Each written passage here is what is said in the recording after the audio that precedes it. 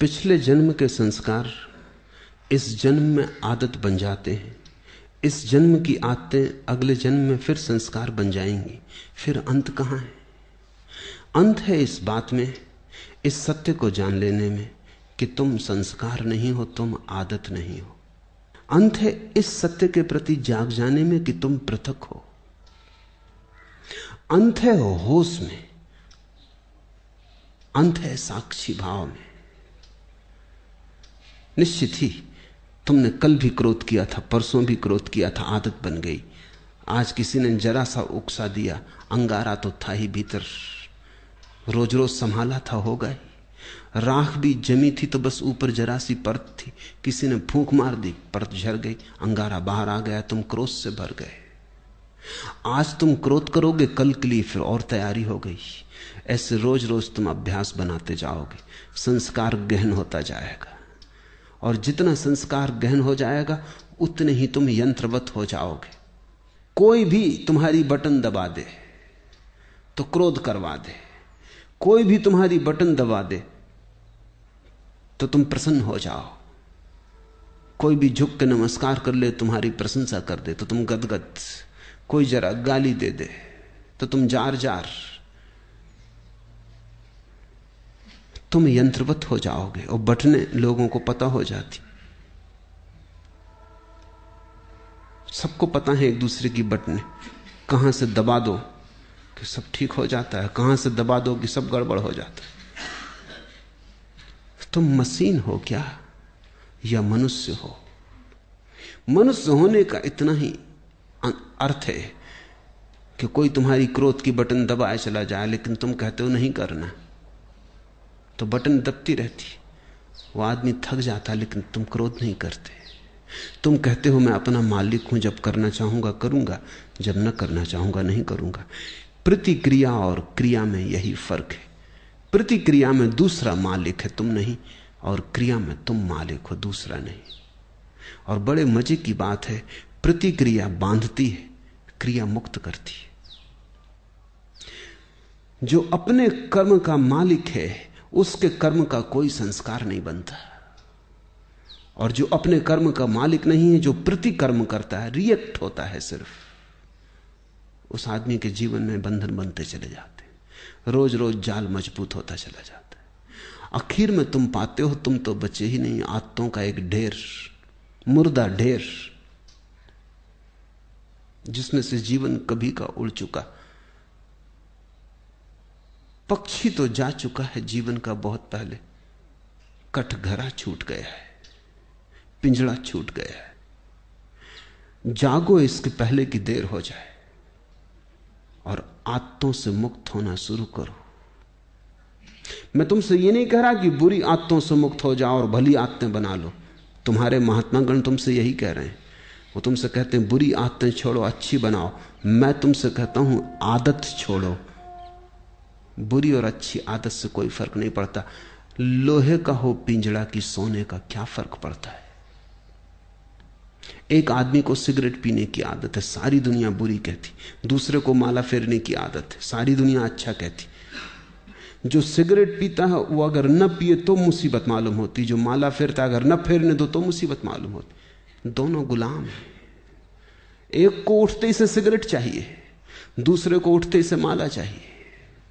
माला वाले को माला न मिले तो माला की तलफ लगती,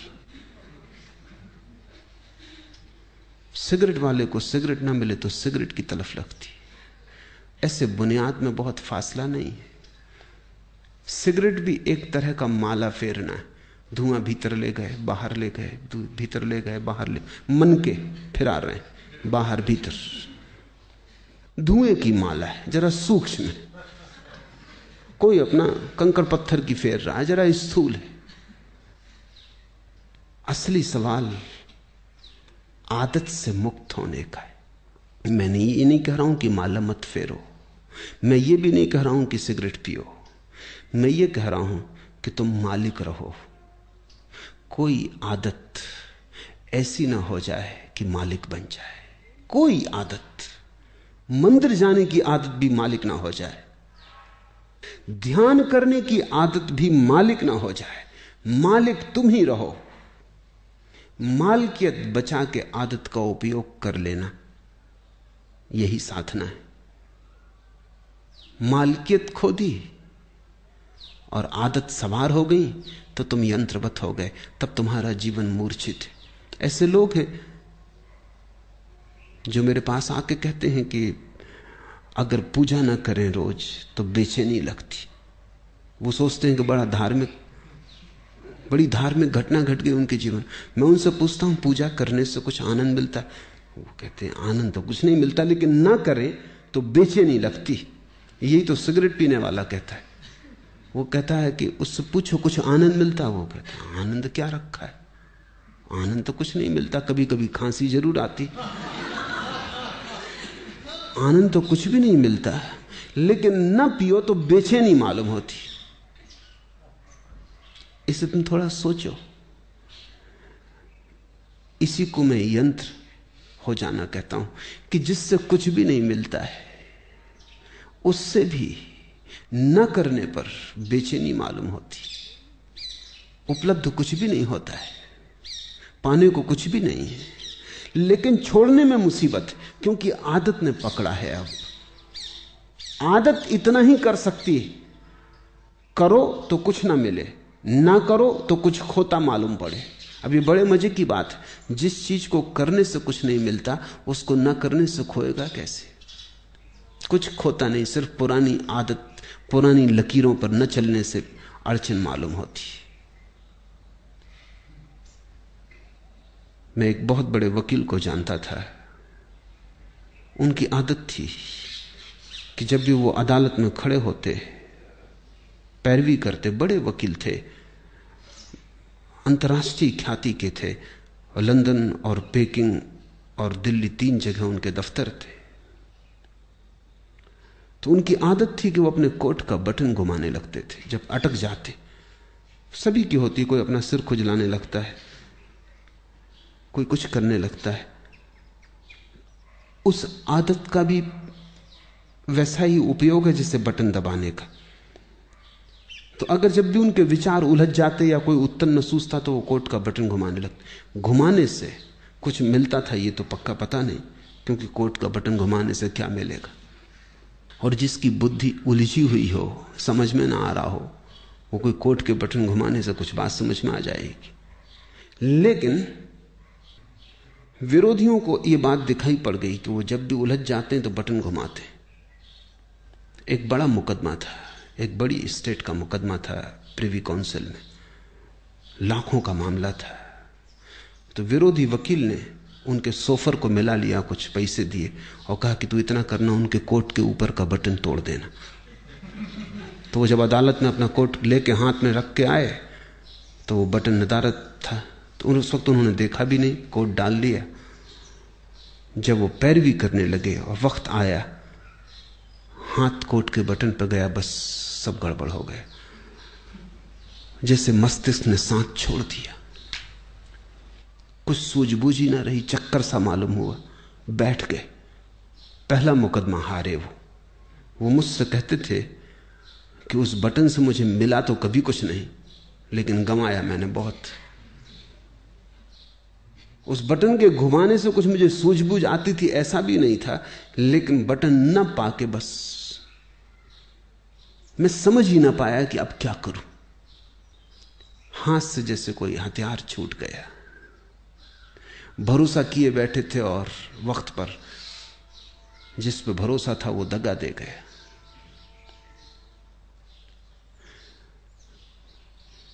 जिनको तुम आदतें कहते हो, बुरी हो या भली, इससे कोई भेद नहीं पड़ता। सब आदतें मालिक हो जाएं तो बुरी हैं, तुम मालिक रहो तो कोई आदत बुरी नहीं। गुलामी बुरी है, मालकियत भली है। मेरी परिभाषा यही है। संस्कार बन रहे हैं प्रतिपल, आदतें निर्मित हो रही हैं। तुम जरा दूर खड़े रहो, तुम अपनी मालकियत मत खो। निश्चित जीवन में आदतों की जरूरत है। अगर आदतें न हो तो जीवन बहुत कठिन हो जाएगा। आदतें जीवन को सुगम बनाती। तुम टाइपिंग सीखते हो या कार चलाना सीखते हो, अगर आदत न बने और रोज रोज फिर वहीं खड़े हो जाओ जहां पहले दिन खड़े हुए थे, फिर देखने लगो कि अब टाइप करने का फिर मौका आया, फिर सीखो, या कार चलाने का फिर नौबत आ गई, अब फिर से सीखो, तो जिंदगी बहुत असंभव हो जाए। तुम कार चलाना एक बार सीख लेते हो, आदत बन गई, फिर हाथ ही काम किए चले जाते हैं, फिर तुम्हें ध्यान भी देने की जरूरत नहीं होती। ठीक ठीक ड्राइवर गीत भी गुनगुना लेता है, बात भी कर लेता है, रेडियो भी सुन लेता है, और कुछ तो ड्राइवर ऐसे हैं कि झपकी भी ले लेते और गाड़ी चलती रहती।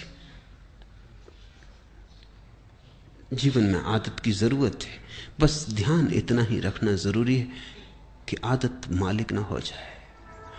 मालिक तुम बने रहो तो संसार में कुछ भी बुरा नहीं, स्वामित्व तुम्हारा हो तो संसार में सभी कुछ अच्छा है। स्वामित्व खो जाए, तुम गुलाम हो जाओ, तो वो गुलामी चाहे कितनी ही कीमती हो खतरनाक है। हीरे जवाहरात लगे हों सींखों पर, जंजीरों पर, तो भी उनको आभूषण मत समझ लेना, वो खतरनाक है, वो महंगा सौदा है। अपने को गंवा के इस जगत में कमाने जैसा कुछ भी नहीं। हाँ, अपने को बचा के जितना खेल खेलना हो खेल ले सकते हो। जब परमात्मा ही लीला कर रहा है तो तुम क्यों परेशान हो? लेकिन परमात्मा मालिक है, और जब तुम भी अपनी आत्माओं संस्कारों के मालिक हो जाओगे तो तुम भी अपने छोटे से संसार में परमात्मा हो जाते हो। बुद्ध ने इसी को होश कहा है कि सब करना लेकिन होश पूर्वक करना।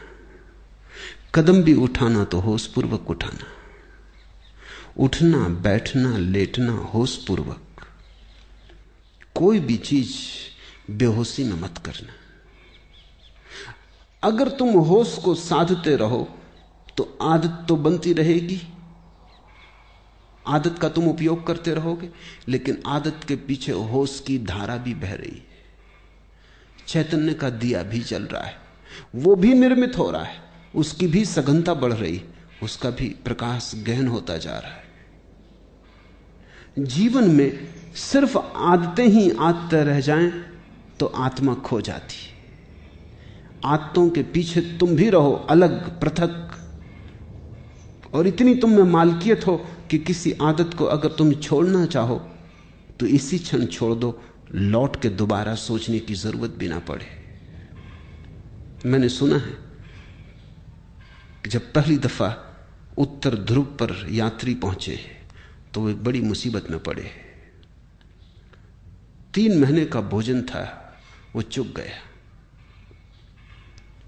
और कोई 15-20 दिन उन्हें भूखे उपवास में गुजारने पड़े। कभी मछली पकड़ लेते तो ठीक, कभी ना पकड़ पाते तो मुश्किल।